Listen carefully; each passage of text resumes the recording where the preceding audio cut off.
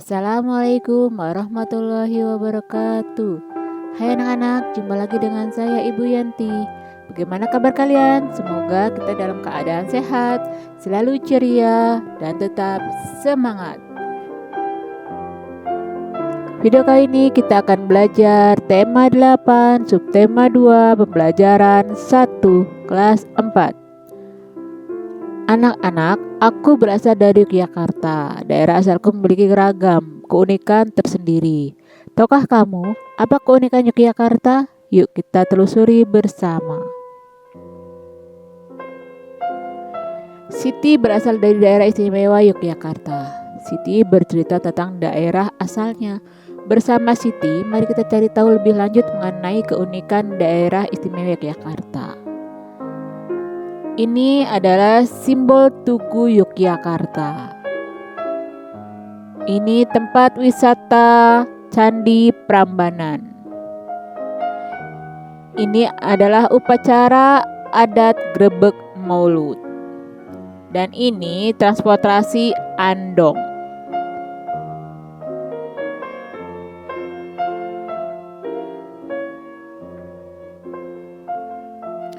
Salah satu tempat wisata yang memiliki keunikan adalah Candi Prambanan.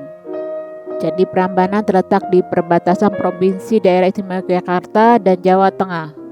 Asal-usul terjadinya Candi Prambanan diceritakan dalam sebuah cerita rakyat yang populer di Yogyakarta.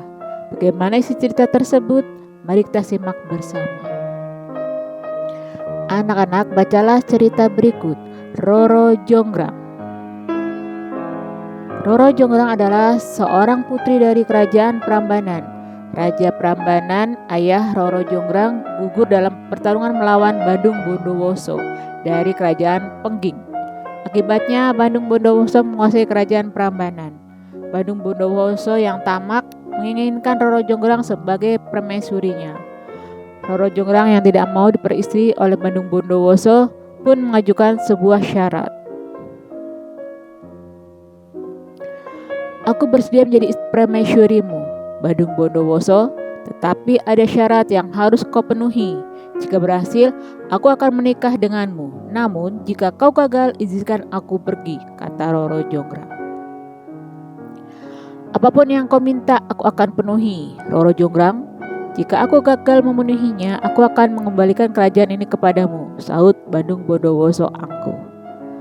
Aku minta kau membangun 1000 candi untukku. Semua harus selesai sebelum matahari terbit esok, sahut Roro Jonggrang.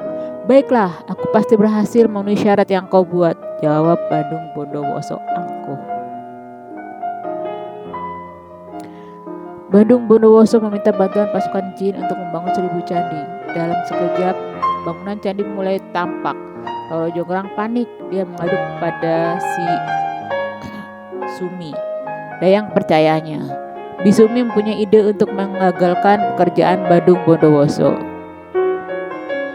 Dia segera memerintahkan para dayang untuk menumbuk lesung dan membakar jerami. Suara lesung berlalu dan membuat api yang memerah di langit membuat suasana seperti pagi hari. Ayam-ayam jantan kokok bersahut-sahutan. Mendengar kokok ayam jantan, pasukan jin terkejut. Hari sudah pagi, kami harus pergi, teriak pasukan jin sambil bergegas meninggalkan Bandung Bondowoso dan candi-candi yang telah mereka bangun. Roro Jonggrang mendatangi Bandung Bondowoso. Roro Jonggrang segera menghitung candi-candi yang sudah selesai. Candi-candi ini hanya ada 999, kurang 1 candi, kata Roro Jonggrang kepada Bandung Bondowoso. Bandung Bondowoso tidak percaya dengan perkataan Roro Jonggrang. Dia segera menghitung banyak candi yang ternyata memang benar, hanya ada 999 candi. Bandung Bondowoso marah besar. Aku tidak akan kalah, Roro Jonggrang. Aku akan mendapatkan 1000 candi seperti yang kau inginkan. Kenyataannya candi yang kau buat kurang 1, Bandung Bondowoso. Kau tetap harus menempati janjimu, sahut Roro Jonggrang. Kalau begitu, aku akan kuubah kau menjadi candi 1000. Dengan kesaktiannya, Bandung Bondowoso mengubah Roro Jonggrang menjadi patung batu. Patung itulah yang menjadi Candi ke-1000. Candi itu hingga kini masih berdiri tegak di wilayah Prambanan. Anak-anak, cerita berjudul Roro Jonggrang termasuk cerita fiksi. Sebelumnya, kamu telah mempelajari tentang cerita fiksi. Masih ingatkah kamu mengenai cerita fiksi? Untuk mengukur pemahamanmu mengenai cerita fiksi, jawablah pertanyaan berikut. 1. Apa yang dimaksud dengan cerita fiksi? Jelaskan. 2. Sebutkan tokoh utama pada bacaan berjudul Roro Jonggrang di atas. 3. Sebutkan tokoh tambahan pada bacaan berjudul Roro Jonggrang. Candi Prambanan adalah salah satu tempat wisata yang selalu dipadati wisatawan. Oleh sebab itu, kebersihan kawasan Candi Prambanan harus selalu dijaga. Pengelola selalu mengupayakan kebersihan kawasan candi. Ingatkah kamu tentang gaya? Menurutmu, apakah petugas kebersihan pada gambar melakukan gaya? Ya, karena ada yang menarik dan ada yang mendorong. Gerakan mendorong atau menarik yang menyebabkan benda bergerak disebut gaya. Gaya yang dikerjakan pada suatu benda akan mengaruhi benda tersebut. Pengaruh apa yang ditimbulkan gaya terhadap gerakan benda? Lakukan percobaan berikut untuk mengetahui macam pengaruh gaya terhadap gerakan benda. Anak-anak, mari kita melakukan percobaan. Percobaan pertama, menendang dan menghentikan bola. Langkah kegiatan: 1. Siapkan sebuah bola sepak. 2. Lakukan kegiatan berpasangan bersama temanmu. 3. Letakkan bola di lantai. 4. Tendang bola ke arah temanmu. 5. Minta temanmu menghentikan gerakan bola. Anak-anak, jawablah pertanyaan berikut.